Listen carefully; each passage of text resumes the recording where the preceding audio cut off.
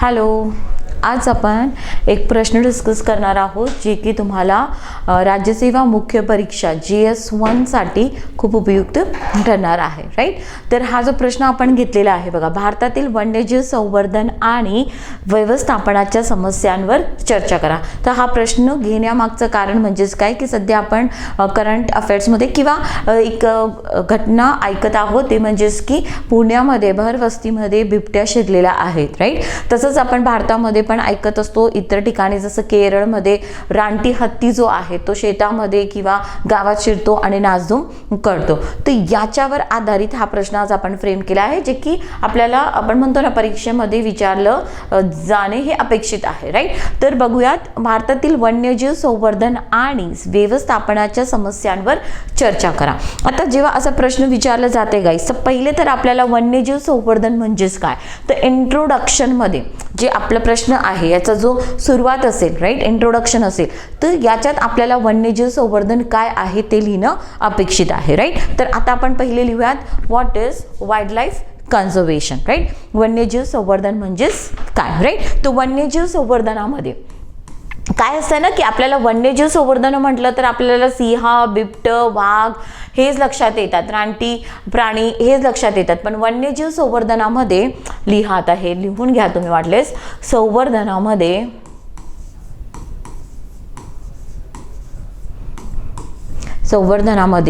वनस्पती आणि प्राण्यांच्या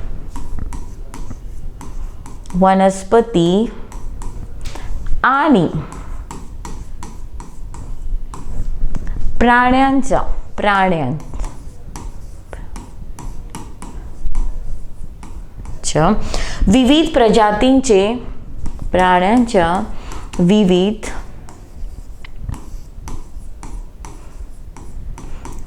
प्रजातींचे बरोबर. आता बघा, वन्यजीव संवर्धन म्हटलं तर इथे आपण वनस्पती पण लिहिलंय ना. येस, वन्यजीव संवर्धनामध्ये वनस्पती आणि प्राण्यांच्या विविध प्रजातींचे आणि त्यांच्या अधिवासांचे संरक्षण आणि संवर्धन, प्रजातींचे आणि त्यांच्या आदिवास म्हणजेच काय गाईस, हॅबिटेट. जसं आपण आपलं घर असतो ना, तसंच प्राण्यांचं वनस्पतींचे घर म्हणजेच वन हे असतात की नाही. येस. तर आदिवासांचे संरक्षण आणि संवर्धन. Got it. संवर्धन याचा समावेश होत असतोय कशामध्ये, वन्यजीव संवर्धनामध्ये. Got it. तर हे सुरुवातीला तुम्हाला इंट्रोडक्शन लिहिणं गरजेचं आहे. ओके. आता काहींना वाटत असेल की एवढं लिहिलं मॅम का लिहून घेत आहे. सो गाईज, इथे लक्षात ठेवा, आता आपण ऑब्जेक्टिव्ह नाहीये, we have to write the answer. तर मी इथे ब्लँक पेजवरच तुम्हाला लिहून देते, जेणेकरून असं तसं तुम्हाला लक्षात येणार. सो PPT पेक्षा असं लिहिलेलं कधी पण तुम्हाला जास्त उपयोगी ठरणार आहे. राईट. सो बघा, सुरुवात आपला प्रश्न जो आहे भारतातील वन्यजीव संवर्धन आणि व्यवस्थापनाच्या समस्यांवर चर्चा करा. तर चर्चा करा, डायरेक्ट समस्या चर्चा करणार नाही आपण. वन्यजीव संवर्धन म्हणजे काय हे पहिलं लिहिणं अपेक्षित आहे आणि हे का महत्त्वाचं आहे है ना. वन्यजीव संवर्धन हे का महत्त्वाचं आहे ते हे आपल्याला 2 ओळीमध्ये लिहिणं गरजेचं आहे. का, कारण की आपली प्रश्नाची डिमांड काय गाईस, कशावर चर्चा जास्त विचारली त्यांनी, समस्यांवर जास्त चर्चा विचारली.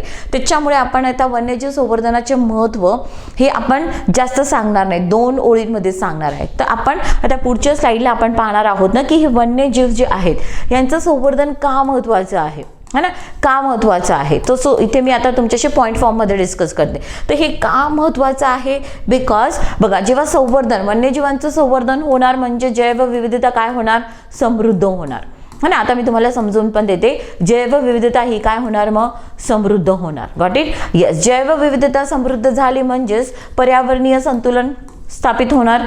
यस, पर्यावरणीय संतुलन निर्माण होणार. ओके. आणि त्याचबरोबर आपण पाहतो पर्यावरणीय संतुलन असेल तरच आपण पाहतो की उपजीविका जे असतात म्हणजेच वनांमध्ये राहणारे जे आदिवासी असतात किंवा वनवासी असतात येस, तर यांची जी उपजीविका आहे राईट, यांची जी उपजीविका लाईव्हलीहूड जी आहे राईट, उपजीविका ही काय राहते मग टिकून राहते है ना, काय राहते मग टिकून राहते. ह्याच कारणामुळे आपल्याला वन्यजीव संवर्धन करणं हे काय आहे गरजेचं आहे. Got it. चला सो गाईज इंट्रोडक्शन आपण पाहून घेतलेलं आहे. पहिल्या पॅरेग्राफमध्ये वन्यजीव संवर्धन म्हणजेच काय, ते का गरजेचं आहे हे. आता आपण जो प्रश्नाची डिमांड आहे ते म्हणजेच समस्यांवर चर्चा करा राईट. वन्यजीव संवर्धनाच्या समस्या आणि व्यवस्थापन काय आहे राईट, तर ते आता आपण पाहणार आहोत. तर बघा इथे पण आता आपण एक एक पॉईंट डिस्कस करणार आहोत. तर त्या अगोदर मी तुम्हाला एक सांगते की जे पण 2026ची है ना ॲड येऊन गेलेली आहे, नोटिफिकेशन आलेलं आहे आणि तिचे आता फॉर्म पण आजपासून म्हणजे 31 डिसेंबर ते 20 जानेवारीपर्यंत तुम्हाला फॉर्म फिलअप करायचे गाईज.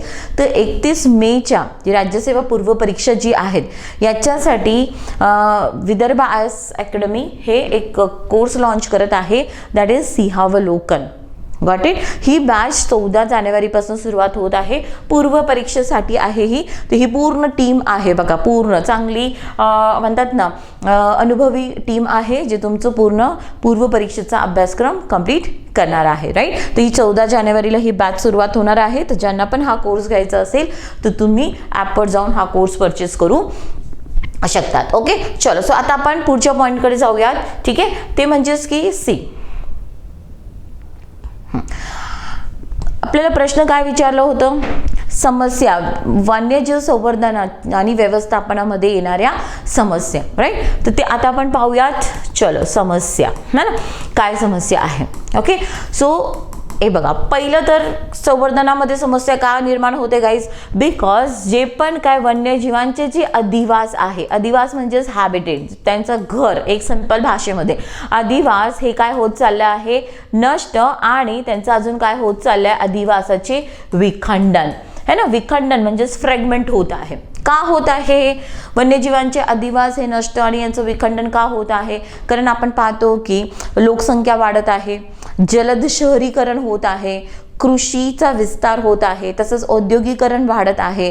यामुळे जे पण काय वन आहेत है ना किंवा वन्यजीवांचे जे अधिवास आहेत हे काय होत चालले आहेत, नष्ट होत चाललेले आहेत राईट.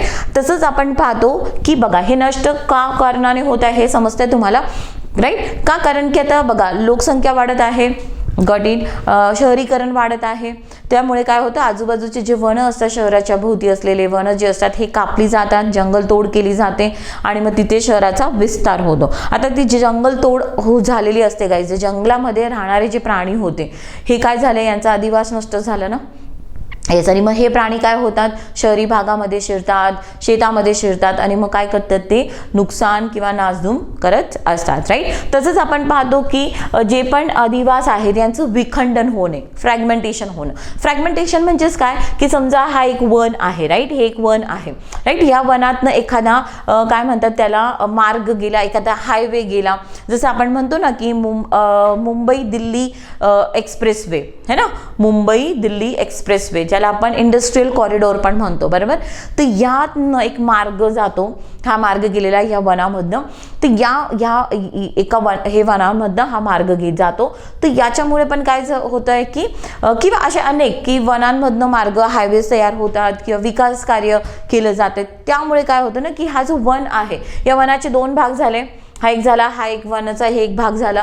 यामुळे काय झालं ना की ते जे जीन पूल जे आहेत, आता इथले जे प्राणी आहेत यांच्याच मध्ये काय होणार, प्रजनन होणार, लिमिटेड है ना, थोडेसे जे आपण म्हणतो ना कमी जे प्राणी आहेत यांच्याच मध्ये प्रजनन होणार आणि त्याच्यामुळे जो जीन्स आहे, जे जनुकीय हे आहेत है ना, यांच्यामध्ये विविधता काय होणार, कमी होणार. Got it. तर हा पण एक संवर्धनासाठी समस्या निर्माण करत असते गाईज. तर याला आपण म्हणतो जीन आयसोलेशन. जीन आयसोलेशन निर्माण होते ड्यू टू फ्रॅगमेंटेशन. का, कारण की जनुकीय विविधता काय होते मग कमी होत आहे, आणि जनुकीय विविधता जेव्हा कमी होते तर प्राणी जे निर्माण होतात, नवीन प्राण्यांची जी उत्पत्ती होते हे काय असतात, कमकुवत असतात, आणि यामुळे पण काय होतं संवर्धनामध्ये समस्या निर्माण होत असतात राईट. त्याच्यानंतर दुसरं जे पॉईंट आपण पाहतो समस्या ते म्हणजेच की मानव आणि वन्यजीव संघर्ष. मानव आणि वन्यजीव संघर्ष है ना, human and wild life conflict, जे आज आपण बोललो ना की जसं मी तुम्हाला सांगितलं पुण्यामध्ये बिबट्या शिरल्या है ना, एअरपोर्टच्या परिसरामध्ये बिबट्या शिरला, म्हणतात ना वस्तीचं ठिकाण तिथे बिबट्या शिरला आहे पुण्यामध्ये. तर हे काय होतं ना गाईज, लोकांमध्ये म्हणतात ना लोक घाबरतात किंवा हे हल्ला करतात. त्याच्यामुळे जसं आपण पाहतो की पुण्यामध्ये बरेच लहान बालकं त्यांच्यावर हल्ला केला आणि ते बालक मृत पण पावलेले आहेत, राईट. तर ह्याच्यामुळे काय होतं, प्राणी आणि वन्यजीवमध्ये संघर्ष निर्माण होतो. आता काय होतं की बघा, जे अधिवास होतं वन्यजीवांचा जो अधिवास होता हाच नष्ट झाल्यामुळे काय होतं, हे प्राणी वस्त्यांमध्ये शिरतात आणि त्यामुळे यांच्यामध्ये संघर्ष कॉन्फ्लिक्ट निर्माण होत आहे, राईट. आता ह्याचं अजून एक एक्झाम आता पुण्याचं तर तुम्ही दिलं, तसंच आपण पाहतो की केरळमध्ये बरीचशी संख्या आहे रानटी हत्तींची. ते हे हत्ती पण शेतामध्ये वस्त्यांमध्ये शिरतो रानटी हत्ती, आणि त्याच्यामुळे बरीच शेताची पण नुकसान होते, मनुष्यहानी होत आहे. आणि याच कारणामुळे जसं आपण पाहतो ना की केरळ ह्या राज्याने मानव आणि वन्यजीव यांच्या संघर्षाला आपण म्हणतो ना राज्य आपत्ती म्हणून घोषित केलेलं आहे, राईट. राज्य आपत्ती म्हणून त्याला घोषित केलेलं आहे, राईट. त्याच्यानंतर आपण तिसरं पॉईंट जे की समस्या निर्माण होते ते म्हणजे शिकार आणि बेकायदेशीर वन्यजीव व्यापार, है ना, इल्लीगल हंटिंग ज्याला आपण म्हणतो ना, शिकार आणि बेकायदेशीर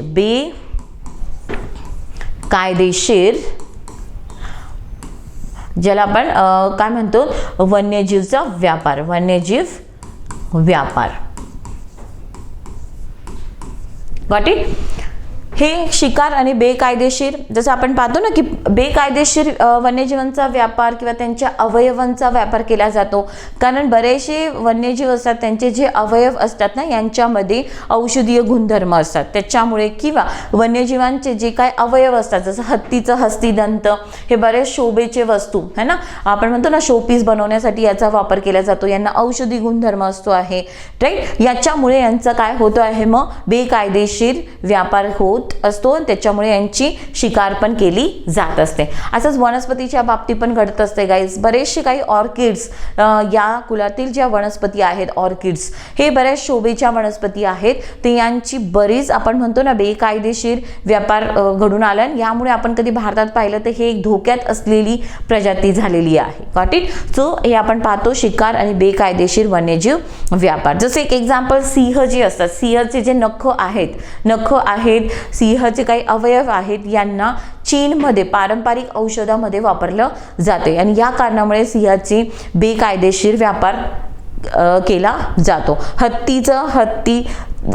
हस्तिदंतासाठी त्याची शिकार केली जाते आणि बेकायदेशीर व्यापार होत आहे, राईट. त्याच्यानंतर चौथं आपण पाहतो समस्या, चौथी जी आहे ते म्हणजेच की हवामान बदल. आता हवामान बदल है ना, बघा हवामान बदल हा एक असा एक मोठा टॉपिक झाला ना गाईज, व्यापक, की प्रत्येक याच्यामध्ये तुम्ही हा डायमेन्शन म्हणजे लावू शकता. तर याच्यामध्ये पण आपण हवामान बदलचा एक पॉईंट घेत आहोत. हवामान बदलमुळे काय होत आहे ना, टेम्परेचर वाढत चाललेलं आहे. पावसाचे जे पॅटर्न होते परिणाम, काही ठिकाणी खूप पाऊस, काही ठिकाणी आवर्षण परिस्थिती निर्माण होत आहे आणि या कारणामुळे जे पण काय अधिवास आहेत, प्राण्यांचे अधिवास, याच्यावर परिणाम होत आहे. परिसंस्था बदलत चाललेली आहे है ना. आता परिसंस्था बदलत चालली तर याचं उदाहरण आपण घेऊ शकतो की हिमालयन जे भाग आहेत है ना, हिमालयन भागामध्ये तापमान वाढीमुळे त्या भागात राहणारा जे आपण म्हणतो ना हिमबिबट्या, स्नो लिओपार्ड है ना, याच्या वितरणमध्ये परिणाम झाले आहेत. स्नो लिओपार्ड म्हणजे हिमबिबट्याच्या प्रजनन क्षमतेवर परिणाम झालेला आहे. वाटेल म्हणून यांच्या संवर्धनावर काय होतं, मग परिणाम होत आहे, राईट. तर हवामान बदल एका प्रकारची परिसंस्था बदलून टाकते आणि यामुळे पण काय होते, अधिवास हा बदलतो, प्राण्यांचं वितरण बदलतो, यांच्या प्रजनन क्षमतेवर परिणाम घडून येतं. वाटेल. त्याच्यानंतर पाचवा पॉईंट आपण काय बघू शकतो गाईज, कोणत्या समस्या संवर्धनामध्ये, अपुरी संवर्धन धोरणे है ना. अपुरी काही संवर्धने धोरणे कशी आहेत ना गाईज, अपुरी आहेत, राईट. संवर्धन धोरणे ठीक आहे, किंवा आपण म्हणतो ना की जे पण काही कायदे आहेत ते कडकपणे अवलंबून किंवा कडकपणे ते राबवली जात नाही, राईट. तर आपण म्हणू शकतो की अपुरी संवर्धन धोरणे आणि नियोजन गॉट इट. आता बघा, जसं एक आपण पाहतो ना, मी तुम्हाला इथे एक एक्झाम्पल देऊ शकते, ते की बघा, वन्यजीव संसाधने जे आहेत राईट, यांचं अप्रभावी व्यवस्थापन घडून येत आहे. संसाधने यांचं अप्रभावी म्हणजे एवढं इफेक्टिव्ह मॅनेजमेंट होत नाहीये. जसं एक एक्झाम्पल आपण पाहतो ना, की हे बघा, कॉरिडोर जे असतात, वन्यजीवांचा जो मार्ग तयार केला जातो, मार्ग है ना, वन्यजीवांसाठी एक मार्ग तयार केला जातो, ज्याला आपण म्हणतो मायग्रेटरी कॉरिडोर म्हटलं जाते वाईल्ड लाईफसाठीचा. Got it. जसं एक सिंपल एक्झाम्पल इथे आपण घेऊ शकतो, की जे मुंबई दिल्ली जे आहेत ना, किंवा दिल्ली मुंबई इंडस्ट्रियल कॉरिडोर ज्याला आपण म्हणतो DMIC, किंवा तुम्ही इथे हा शब्द न वापरता डायरेक्ट सिंपल दिल्ली मुंबई जो एक्सप्रेसवे आहे राईट, इथे सगळ्यात मोठा वन्यजीव मार्ग तयार करण्यात आलेला आहे, वनमार्ग, ज्याला आपण काय म्हणतो वाईल्ड लाईफ मायग्रेटरी कॉरिडोर, जो की 12 किलोमीटरचा आहे. तर हा सगळ्यात मोठा वन्यजीवांसाठी मार्ग तयार करण्यात आलेला. Got it. की जेणेकरून तिथले जे काही प्राणी आहेत, जसं रणथंबोर हा भाग त्याला जुळून येतो, तर तिथले काही जे प्राणी आहेत, सिंह आहेत, वाघ आहे खास करून राईट, तर हे जे हत्ती आहेत यांना जाण्यासाठी मार्ग निर्माण होणार. पण हे बघा, हा कॉरिडोर, हा मार्ग तर तयार केला, पण आपण विकास कार्य पण थांबवत नाही आहे, आणि हा जो कॉरिडोर आहे तिथे अजून विकास घडून हा कॉरिडोर जो आहे किंवा वन्यजीवांसाठी बनवलेला जो मार्ग आहे हा कसा होत चाललाय गाईस, कमी कमी होत चाललेला आहे. आणि या कारणामुळे पण काय होतं, की वन्यजीवांच्या संवर्धनावर समस्या निर्माण होतात, कारण की आपण विकास कार्याला जास्त प्राधान्य देतो. येस, भलेही आपण जेव्हा तो प्रोजेक्ट बनला होता दिल्ली मुंबई एक्सप्रेसवे, त्यावेळेस आपण वन्यजीवांसाठी, कारण स्थानिक लोकांनी बरेच आवाज उठवलं होतं, म्हणून त्यांच्यासाठी एक मार्ग आपण तयार केला, बरोबर, वन्यजीवांसाठी मार्ग. पण तो मार्ग आज आपण पाहतो तशा पद्धतीने त्याचं म्हणतात ना देखरेख होत नाही आहे, किंवा ते संवर्धन, त्या मार्गाचं पण संवर्धन घडून येत नाही आहे. Got it. तर ठीक आहे. त्याच्यानंतर नेक्स्ट आपण पाहतो की 6वा पॉईंट लिहूयात, मानवी प्रक्रिया है ना, अँथ्रोपोजेनिक कॉज, मानवी प्रक्रिया. आता मानवी प्रक्रिया आपण पाहतो की आपल्या मानवी प्रक्रियांमुळे बरंच प्रदूषण वाढत चाललेलं आहे, हो की नाही. तर जसं आपण म्हणू शकतो ना, की मानवी क्रियामुळे बरेचसे हानिकारक घटक पर्यावरणमध्ये शिरत आहे, किंवा पर्यावरणमध्ये हानिकारक घटकांचे प्रमाण वाढत चाललेले आहे है ना. आणि या हानिकारक घटकांचं प्रमाण वाढत गेल्यामुळे, पर्यावरणात वाढत गेल्यामुळे जी अन्न साखळी आहे, अन्न साखळी, फूड चेन जी आहे ती काय होत गेली गाईज, विस्कळीत होत आहे. काय होत आहे, विस्कळीत होत आहे. Got it. तसंच विस्कळीत होत आहे. त्याचबरोबर आपण इथे पाहू शकतो की प्राण्यांची जी प्रजनन क्षमता आहे है ना, या हानिकारक घटकामुळे प्राण्यांची जी प्रजनन क्षमता आहे, रिप्रोडक्टिव्हिटी जी आहे ती कमी होत चाललेली आहे है ना. आणि यामुळे वन्यजीव जे आहेत किंवा प्राणींच्या अस्तित्वावर गंभीर परिणाम आपल्याला दिसत आहे. तर मानवी प्रक्रिया आपण म्हणू शकतो राईट. याचं एक एक्झाम्पल आपण घेऊ शकतो ना, जसं बघा, जे पण आपल्याकडे गुरं असतात, जे गाई बैल म्हैस जे असतात राईट, जे आपण शेतीमध्ये याच्यासाठी वापरतो, डेअरीसाठी, तर हे जेव्हा आजारी पडतात गाईस, तर वेटरनरी डॉक्टर यांना एक इंजेक्शन देतात. आता ते बॅन करण्यात आलेलं आहे, पण हा एक एक्झाम्पल तुम्ही लक्षात ठेवू शकता, ते म्हणजेच की त्यांना दिलं जात आहे डायक्लोफिनेकचा इंजेक्शन. कोणता इंजेक्शन, डायक्लोफिनेकचा. आणि हे डायक्लोफिनेक त्या प्राण्यांच्या, त्या गुरांच्या शरीरामध्ये कायम राहत असतो आहे. पण जेव्हा हा प्राणी कधीतरी पुढे जाऊन जेव्हा मरतो, गॉट इट, हे मृत पावतो हा प्राणी, या मृत प्राण्याच्या शरीरावर कोण अन्न घेत असतो, या मृत प्राण्याच्या शरीराचं अन्न म्हणून कोण वापर करत असतो गाईज, घुबड, ज्याला आपण वल्चर म्हणतो. आता जेव्हा वल्चर यातनं, या मृत प्राणीमधनं अन्न घेत आहे, तर त्या अन्नामधून, त्या मांसमधनं, प्राण्याच्या मांसमधनं डायक्लोफिनेक वल्चरच्या शरीरात गेलं, या पक्ष्याच्या शरीरामध्ये. यस, आणि त्या पक्ष्याच्या शरीरात गेल्यामुळे त्याची जी प्रजनन क्षमता आहे ती कमी झाली. त्याचे जे अंड होते, अंडाचं जे कवच होतं हे कुमकुवत, वीक तयार झालं, पातळ तयार झालं हे कवच. आणि यामुळे जी वल्चरची, घुबडची जी संख्या होती ही काय झाली गाईज, मोठ्या प्रमाणात कमी झालेली.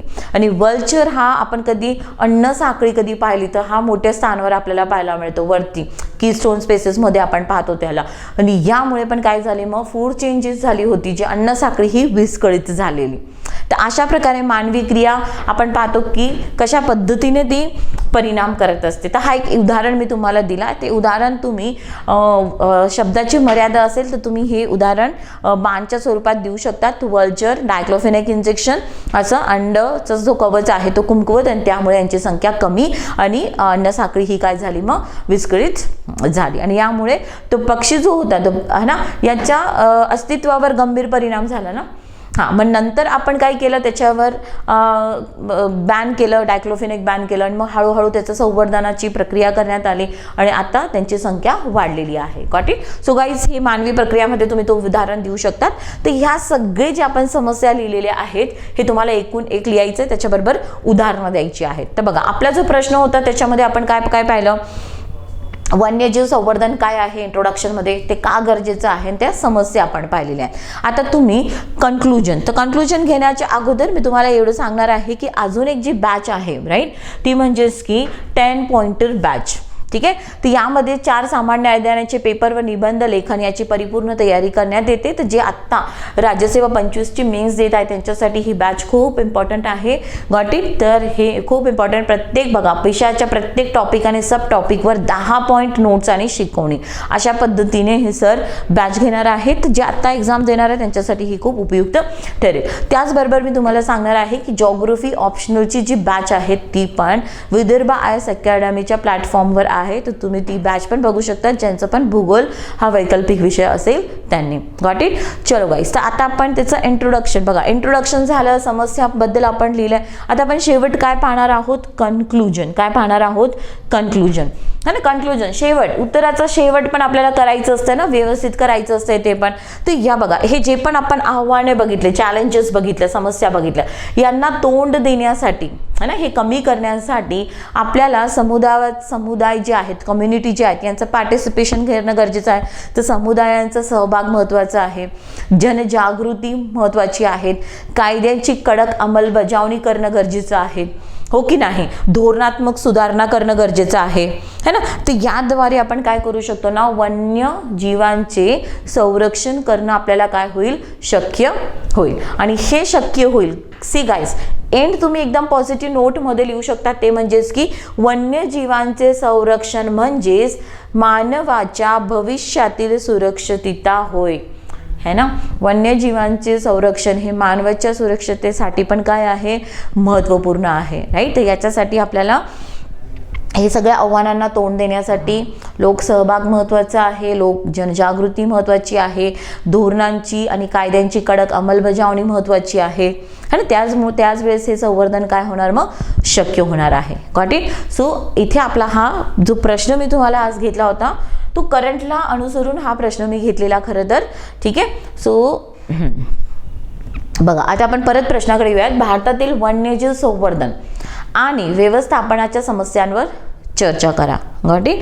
सो आपण वन्यजीव संवर्धन काय आहे त्याचं महत्त्व, त्याच्यानंतर समस्या लिहिल्या 6-7 पॉईंट्समध्ये, त्याच्यानंतर कन्क्लुजन लिहिल्या आणि समस्या लिहित असताना आपण त्याची उदाहरणं पण दिली आहेत ना, उदाहरणं पण दिली आहेत है ना. सो हे एकदम परिपूर्ण तुमचं उत्तर होणार.